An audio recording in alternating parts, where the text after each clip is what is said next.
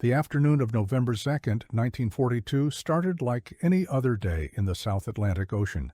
The sun blazed overhead, and the waters appeared deceptively calm.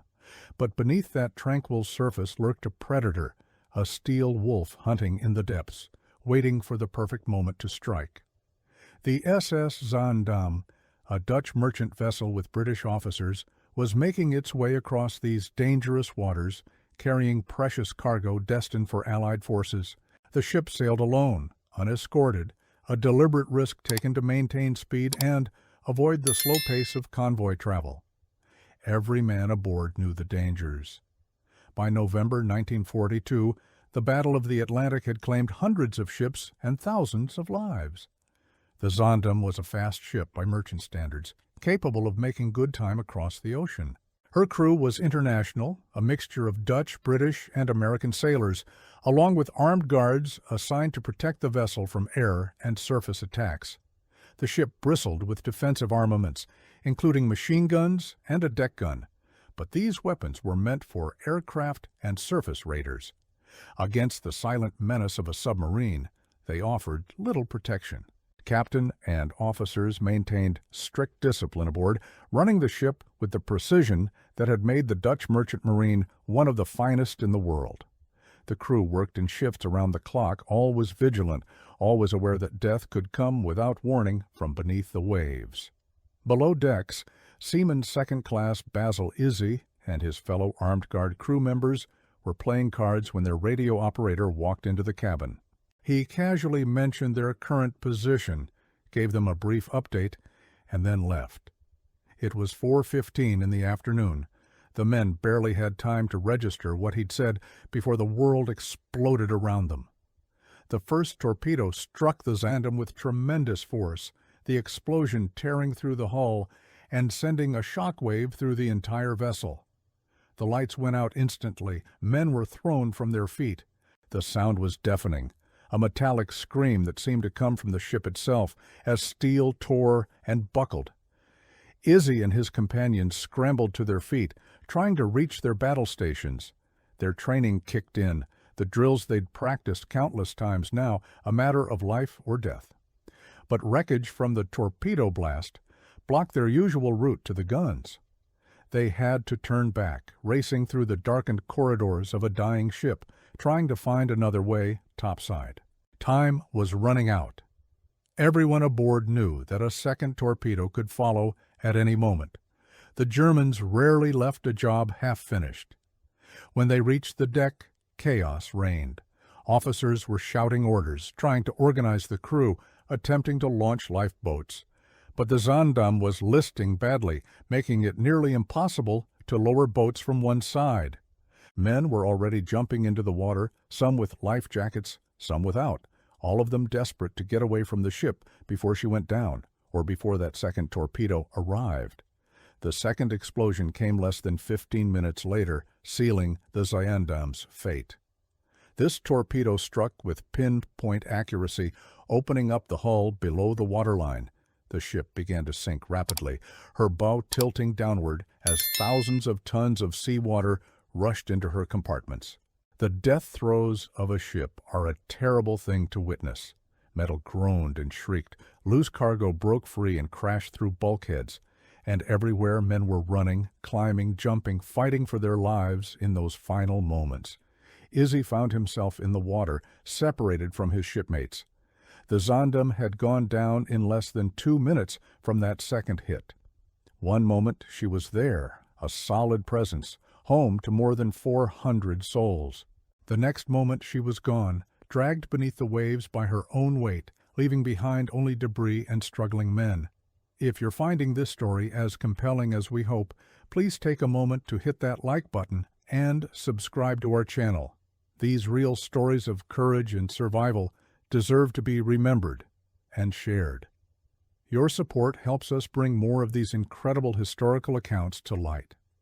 The water was cold but not freezing, which was one small mercy in this disaster. The South Atlantic in November is temperate, but exposure would still claim lives if rescue didn't come quickly. Izzy clung to a piece of bamboo, something that had once been part of the ship's cargo or equipment. now his only lifeline. Around him, other survivors were doing the same, grabbing onto anything that would float, anything that might keep them alive a few hours longer. Some men had life jackets. Others, like Izzy, had to rely on debris. The sea was choppy, waves lifting men up and then dropping them into troughs where they momentarily lost sight of everything around them. In those conditions, you could be 10 feet from another person and never see them. Survivors called out to each other, trying to locate friends, shipmates, anyone who might be nearby. But the ocean swallowed their voices, and the oil spreading across the water made everything worse. For 2 days and a night, Izzy floated on his bamboo mat. He saw bodies in the water, men who hadn't made it, who'd gone down with the ship or drowned while waiting for rescue that never came. Sharks circled, drawn by the blood and the struggling survivors. Izzy kicked his feet constantly, the motion keeping the predators at bay. It was exhausting work, but the alternative was unthinkable. Other survivors weren't so lucky. The sharks were aggressive, emboldened by the easy prey. On the second day, Izzy spotted a life raft in the distance. Wooden, about 8 feet by 9 feet, it looked like paradise to a man who'd been clinging to bamboo for nearly 48 hours. He began swimming toward it, using every ounce of strength he had left. The raft already had occupants. 4 men had found it hours before Izzy, and they'd been doing their best to survive. As Izzy got closer, he could see one of the faces. It was Ensign James Maddox, his gunnery officer from the Zandam. Izzy was the last man to board the raft. By the time he pulled himself up onto the wooden platform, he was nearly spent. The other men helped him aboard, then offered him chocolate, condensed milk, and a small ration of water. Those few sips and bites probably saved his life, giving him the energy to hang on, to not give up after the ordeal of the past 2 days. Once aboard, Izzy learned the names of his companions. Besides Maddox, there was another American sailor, Seaman Second Class George Beasley, and 2 Dutch crew members, Cornelius van der Slot and Nico Hugendam. 6 men total, now sharing a raft designed for perhaps 4 or 5, at most. They would have to work together, ration carefully, and keep each other's spirits up if they were going to survive. The raft came equipped with emergency supplies, standard equipment for all merchant vessels.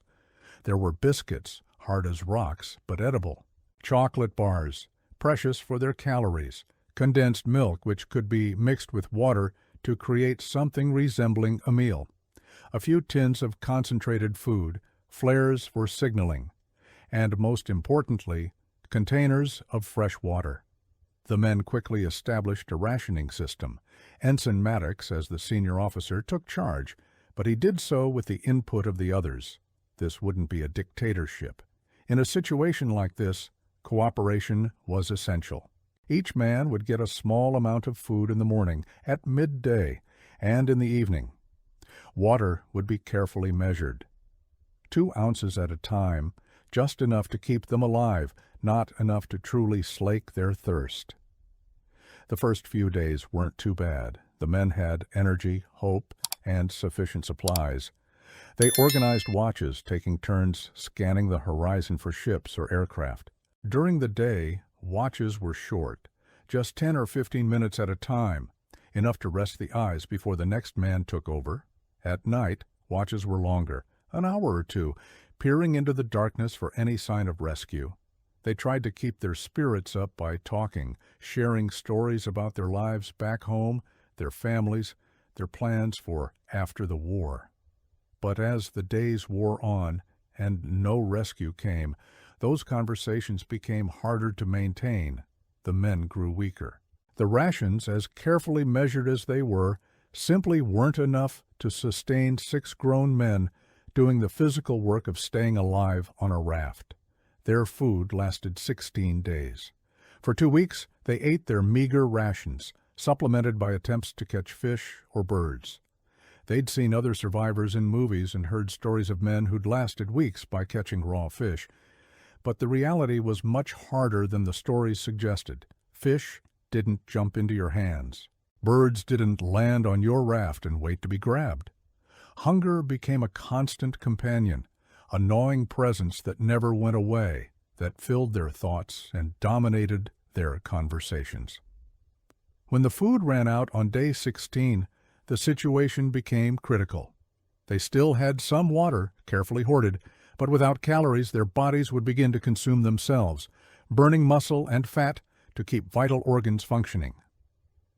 The men became creative. They fashioned a fishing line from rope on the raft, making it about 12 feet long with a running loop at the end.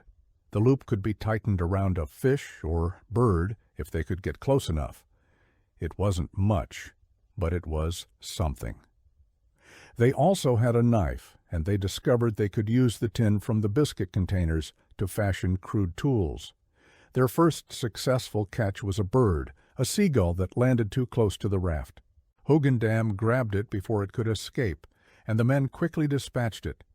They divided it 6 ways, eating the meat raw, drinking what blood they could extract, even chewing on the bones for any nutrition they might provide. It tasted terrible, but it was food, and that was all that mattered. Catching fish proved more difficult. The men dangled their legs over the side of the raft, wiggling their toes in the water to attract sharks. It sounds insane, and it was, but it worked. Sharks are curious creatures, and the movement drew them close. When a shark came near enough, the men would try to lasso it with their rope. Then all 6 of them would work together to haul it onto the raft, while one man stabbed it repeatedly with their knife. It was exhausting, dangerous work. One mistake, and a man could lose a leg or be pulled into the water. But they caught sharks this way more than once, and those catches provided them with meat that lasted for days.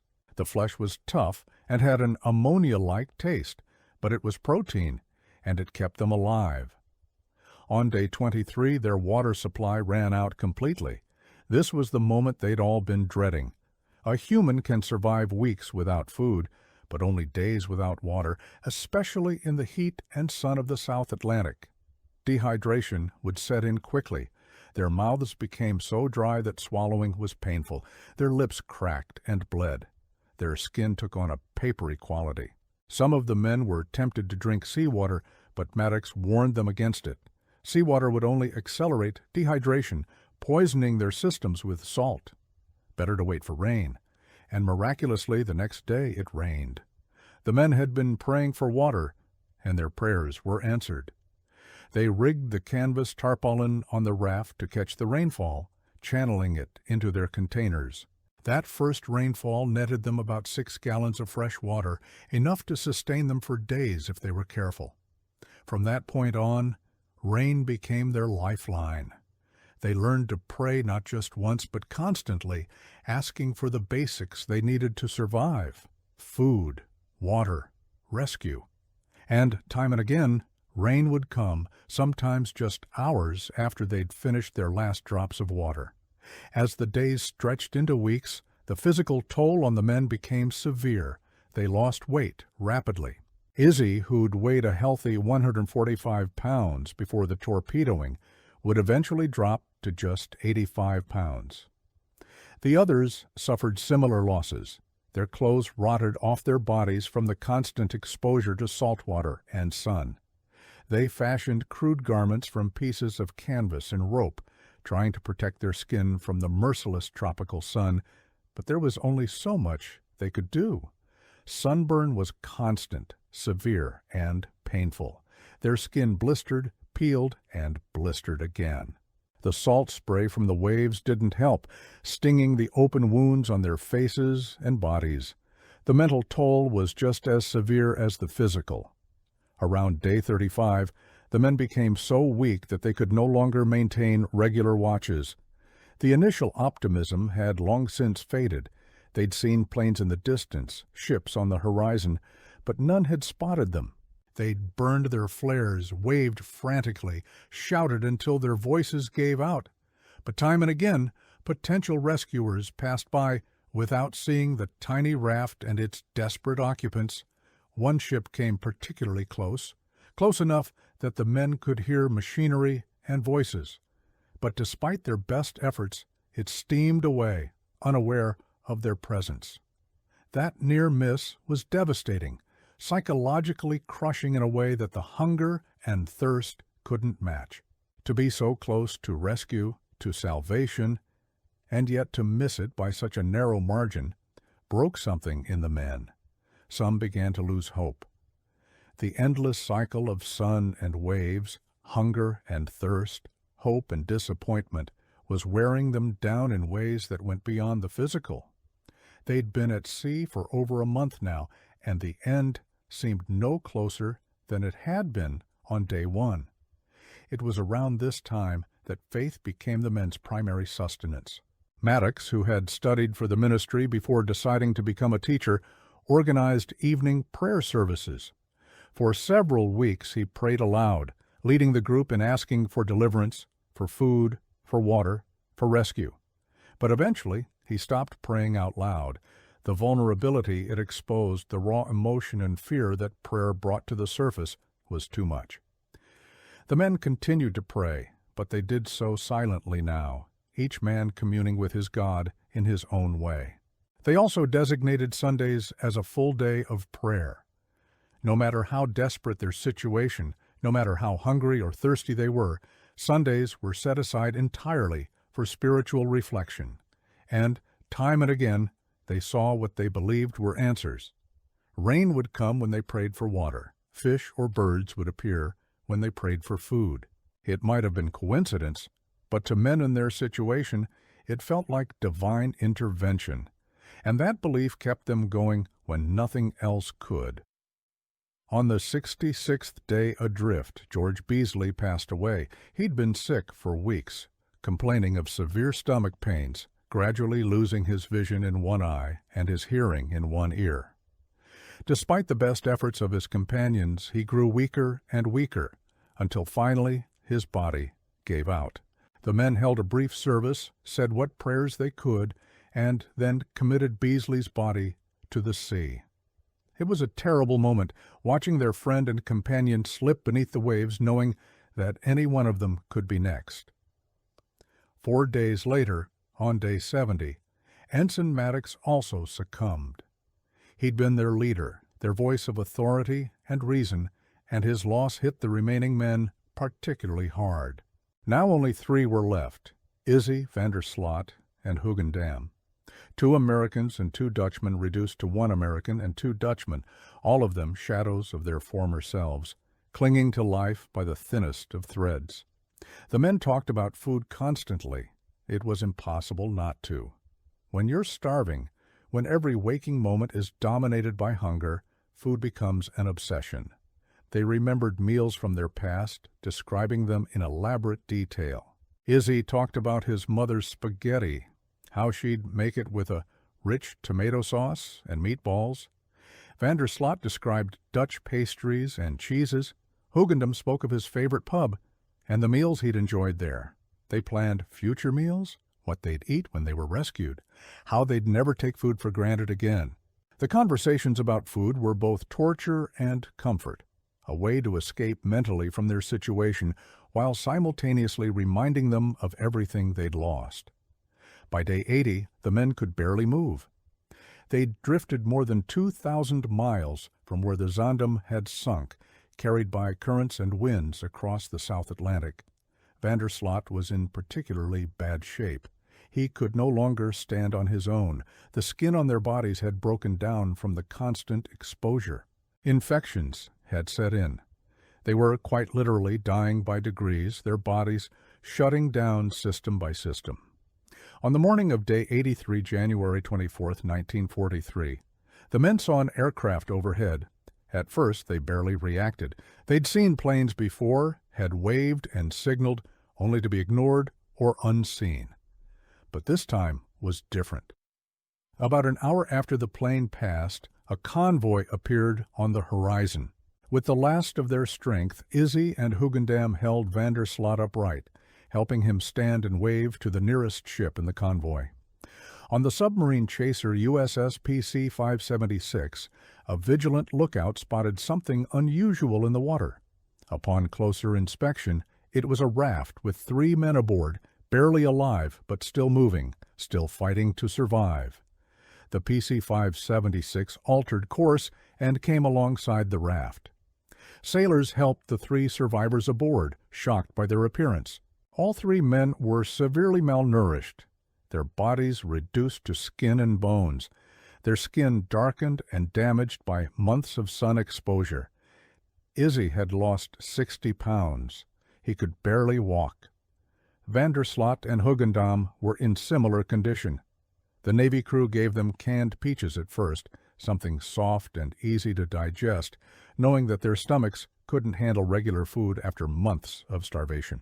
It took weeks for them to recover, first at a hospital in Recife, Brazil, then later at Bethesda Naval Hospital in Maryland.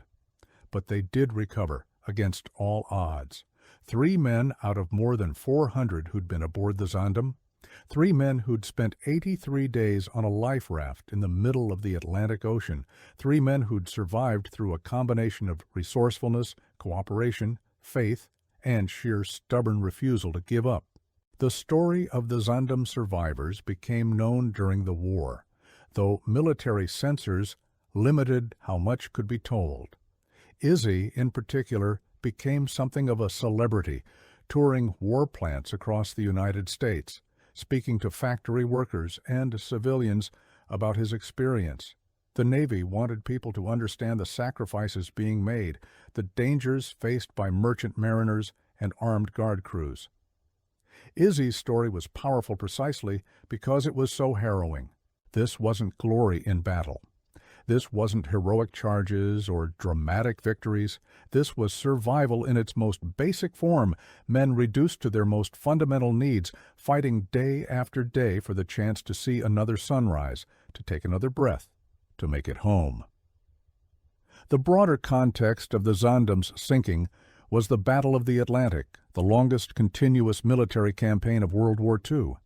From 1939 to 1945, German U-boats hunted Allied merchant shipping, trying to cut Britain off from vital supplies and reinforcements.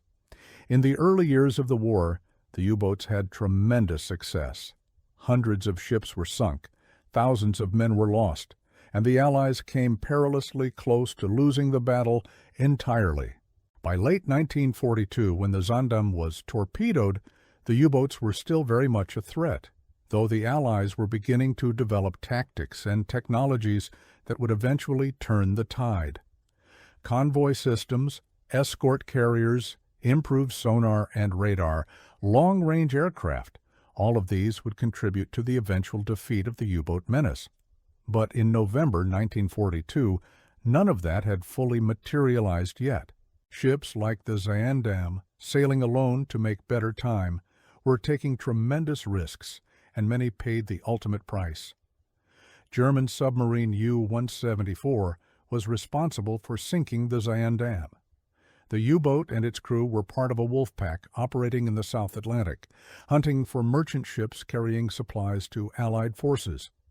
For the U-boat crews, this was their job, their contribution to the war effort. They viewed merchant ships as legitimate military targets, vessels that were supplying the enemy, keeping the war going.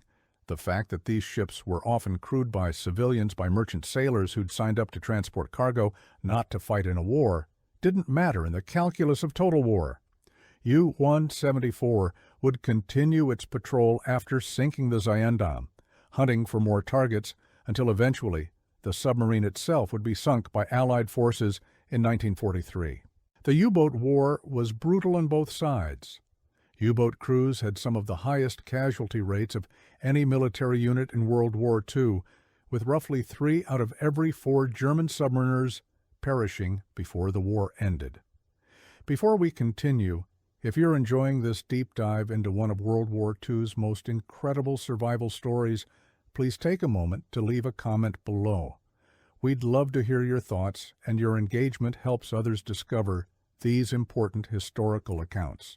Don't forget to hit that subscribe button and turn on notifications so you never miss our future videos. For the merchant sailors and armed guard crews, the threat from U-boats was constant and terrifying. You couldn't see submarines. You couldn't hear them coming. Your first warning that a U-boat was nearby was often the explosion of a torpedo striking your ship, and if you survived that initial hit, your chances of survival depended on 1,000 variables. Was the sea calm or rough? Was it day or night? Did you manage to get into a lifeboat, or were you thrown into the water? Were other ships in the convoy able to stop and rescue survivors, or did they have to steam on, following orders that prioritized the mission over individual lives?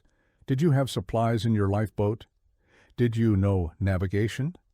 Could you catch fish or collect rainwater? And most importantly, would someone find you before you died of exposure, starvation, thirst, or simple despair?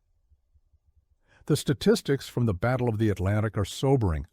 Over the course of the war, the Allies lost thousands of merchant ships, totaling more than 14 million gross tons of shipping. Roughly 72,000 Allied merchant sailors and armed guard crew members died, a casualty rate that exceeded that of most combat units.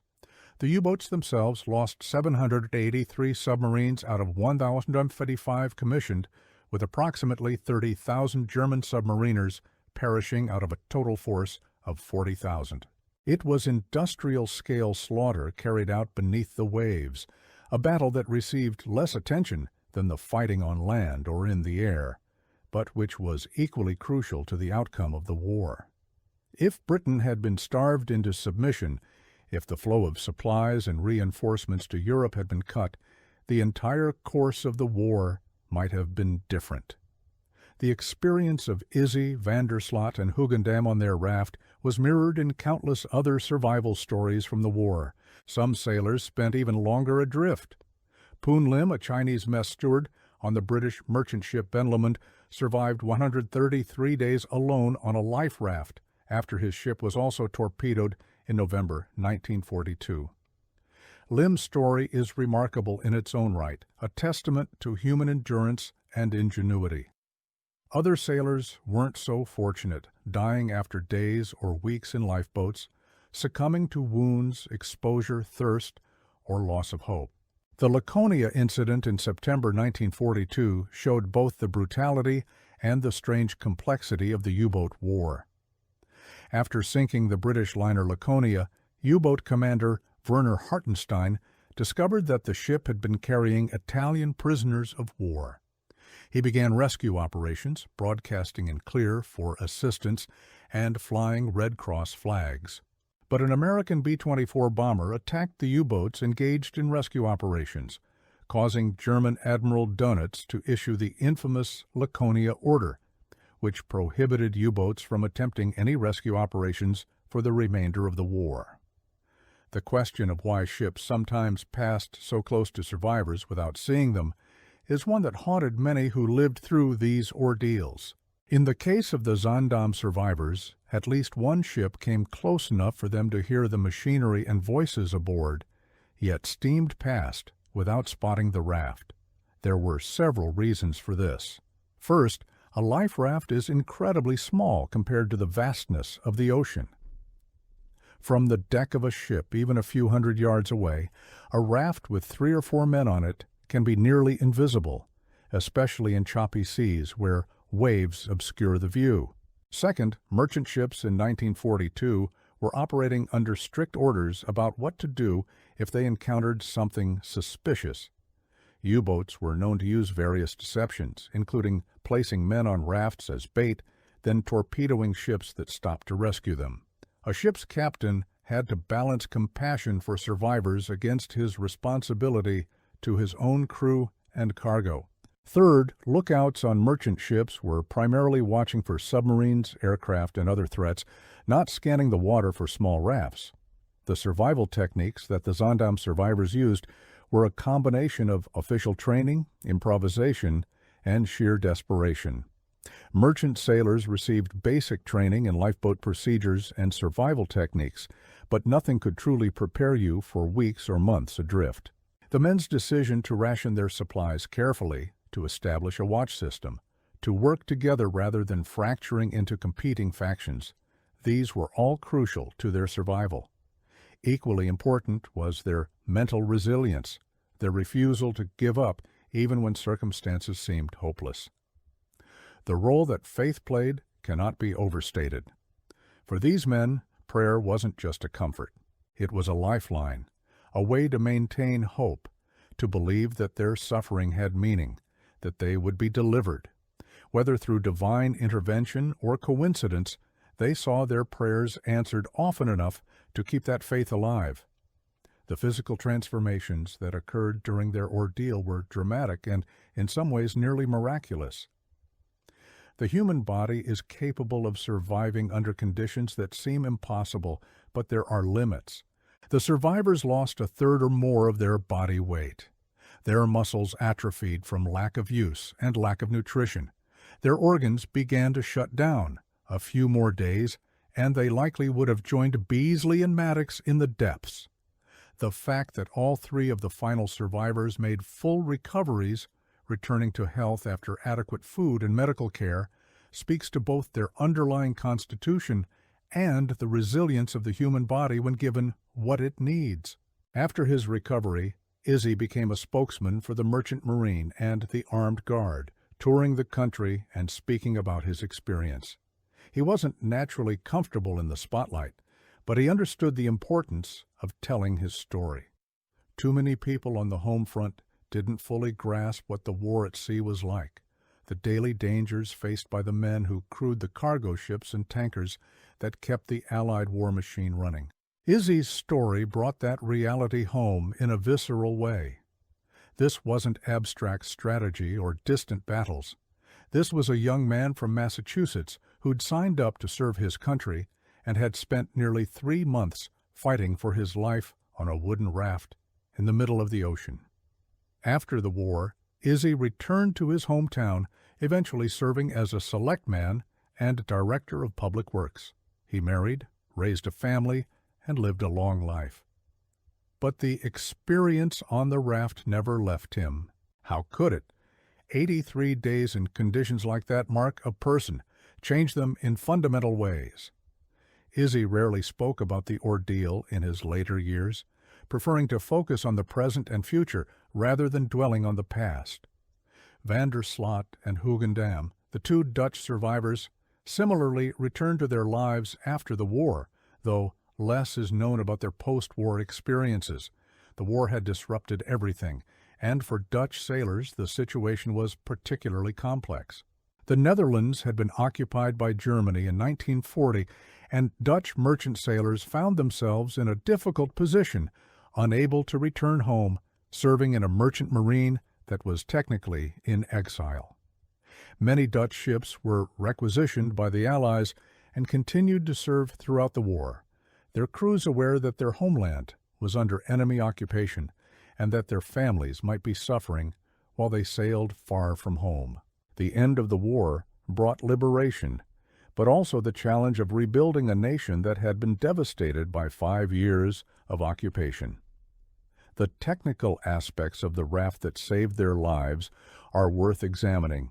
These wooden rafts were standard equipment on merchant ships designed to provide a last resort survival option if the ship's lifeboats couldn't be launched.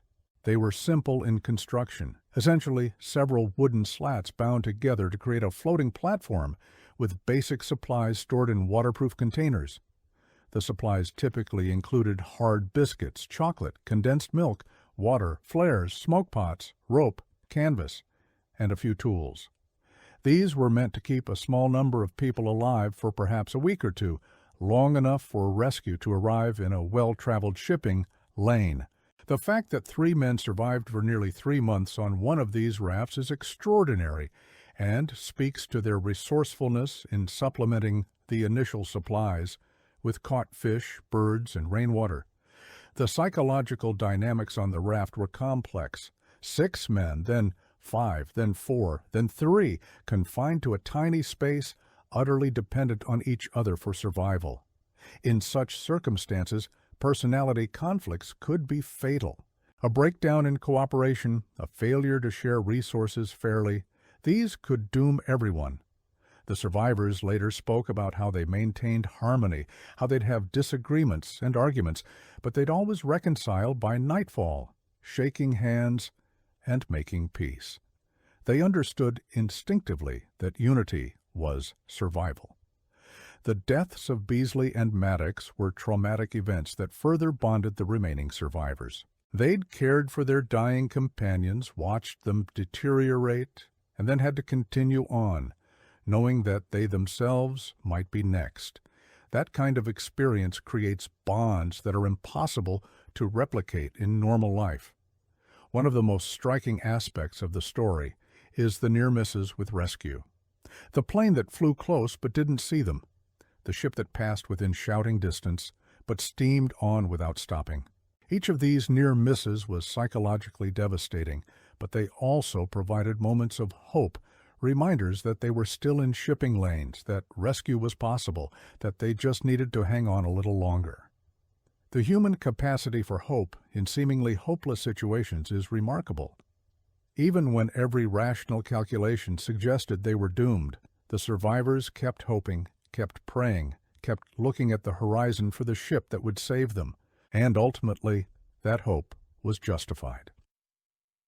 The convoy that finally spotted them was heading from Trinidad to Brazil, escorted by submarine chasers like the PC-576. If the convoy had been on a slightly different course, if the lookout had been distracted for just a moment, if the weather had been worse, the raft might have drifted past unseen, and the story would have had a very different ending. The role of luck versus providence is something that many survivors grappled with. Were they saved by random chance, by being in the right place at the right time, or was there a divine hand guiding events, answering their prayers, ensuring their deliverance? The survivors themselves leaned toward the latter interpretation. Izzy, in particular, spoke often about his faith and how it sustained him. He believed that God had preserved him for a reason, though he wasn't always sure what that reason was.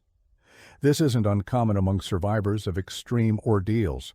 The search for meaning, the attempt to understand why you lived when others died, these are fundamental human questions that don't have easy answers. The broader impact of stories like this on the war effort shouldn't be underestimated. When Izzy toured war plants and spoke to factory workers, he wasn't just telling an entertaining story. He was reminding people what the war was really about, what their labor was supporting.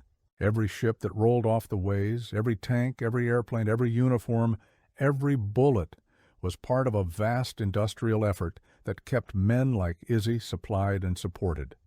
The workers who made life rafts, who packed emergency supplies, who built the submarine chasers that escorted convoys, these people were just as much a part of the war effort as the men who went to sea.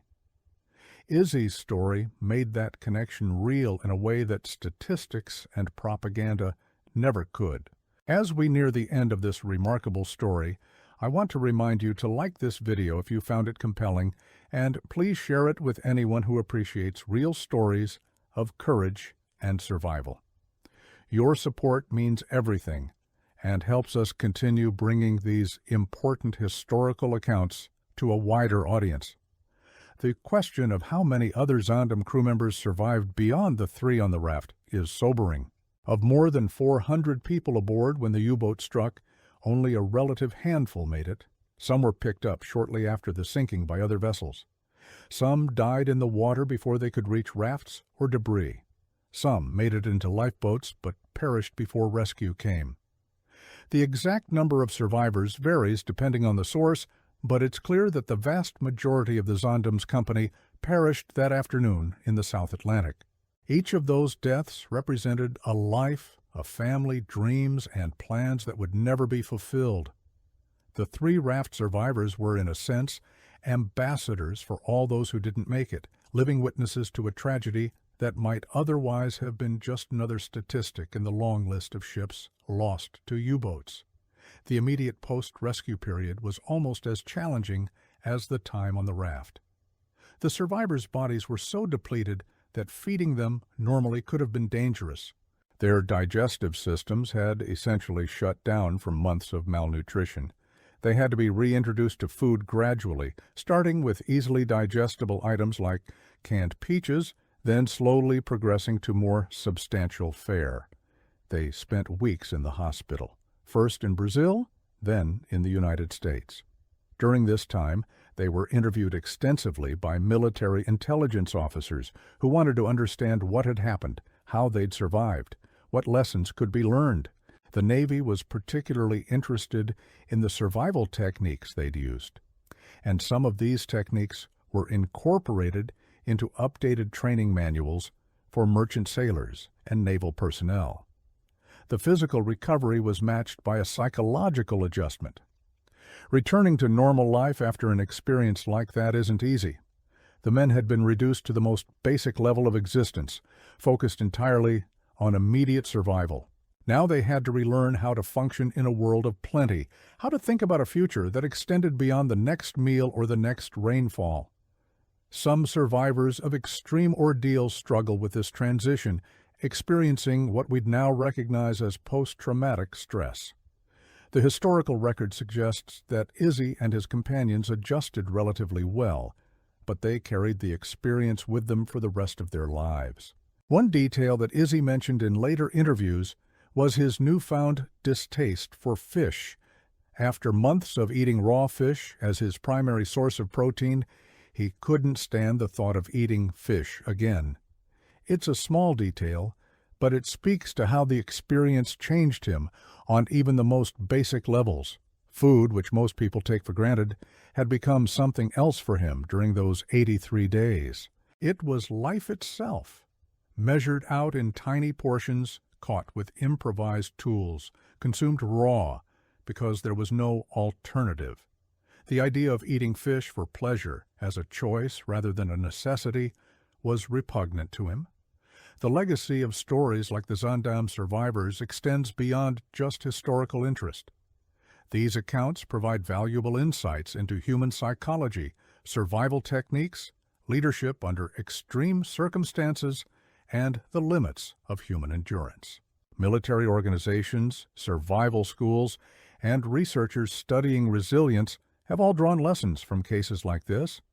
What makes people give up versus what makes them keep fighting? How do you maintain morale and cohesion in a group facing seemingly insurmountable odds? What role does faith or belief play in survival?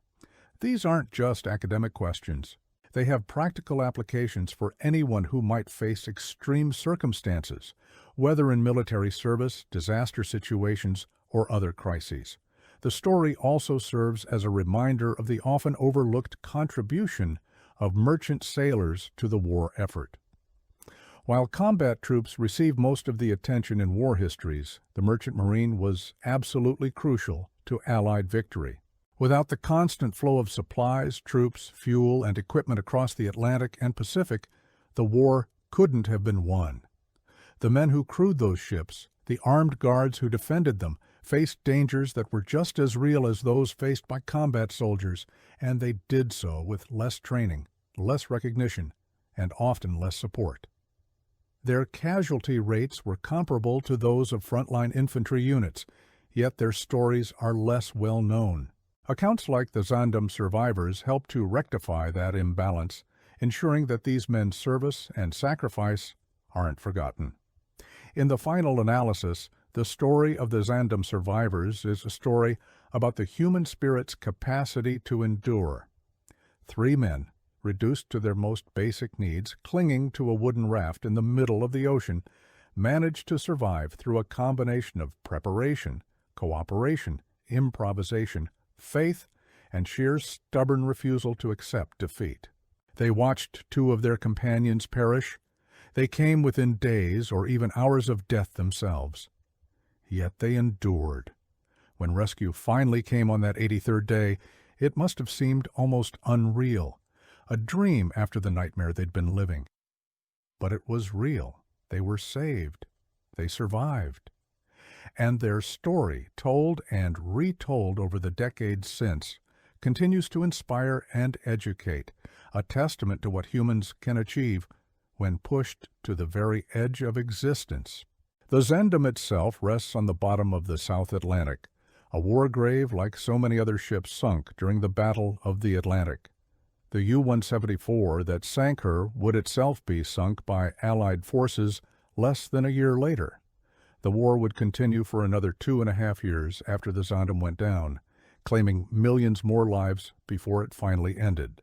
But for Basil Izzy, Cornelius van der Slot, and Nico Hugendam, their war effectively ended on January 24, 1943, when they were pulled aboard the PC-576. They'd done their part. They'd served. They'd survived. And in surviving, they'd created a story that would endure long after the war itself had passed into history. A story of ordinary men facing extraordinary circumstances and refusing to give up.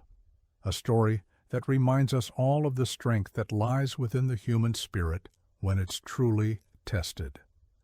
Thank you for watching this documentary about one of World War II's most remarkable survival stories.